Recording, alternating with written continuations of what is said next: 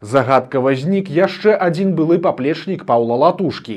Пасля паездкі за межы Еўрасаюза таямніча знік Анатоль Котаў, чалавек, які пачынаў сваю кар'еру як лукашэнкаўскі чыноўнік, а скончыў як апанент і ўлады, і Святланы Ціханаўскай. Анатоль Котаў быў даўнім знаёмым і калегам Паўла Латушкі. Пасля выпуску з расійскага МГИМО ён працаваў у сакратарыяце Савета Рэспублікі, а пасля пайшоў па дыпламатычнай лініі. Потым Котаў апынуўся ў дырэкцыі еўрапейскіх гульняў, пасля чаго быў паніжаны да намесніка начальніка аднаго з аддзелаў у кіраўніцтве спраў Лукашэнкі.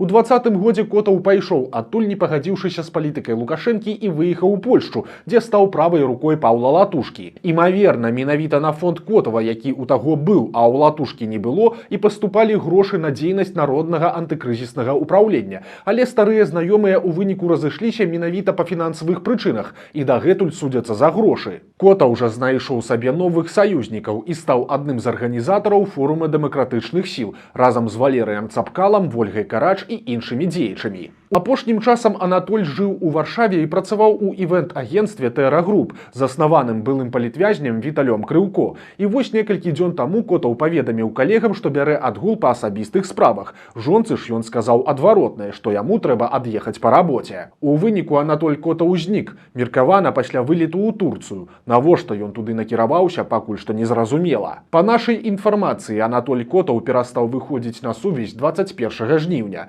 Ён, калі не затрыманы ў Турцыі, то прынамсі загадкава знік у трэцяй краіне пасля вылету з Еўрасаюза. Сябры Котава ўжо падалі заяву аб знікненні чалавека ў польскую паліцыю. Такую ж самую заяву даводзілася пісаць, калі прапала спікерка каардынацыйнай рады Анжаліка Мельнікава, якая знікла ў лютым і пакуль што так і не знайшлася.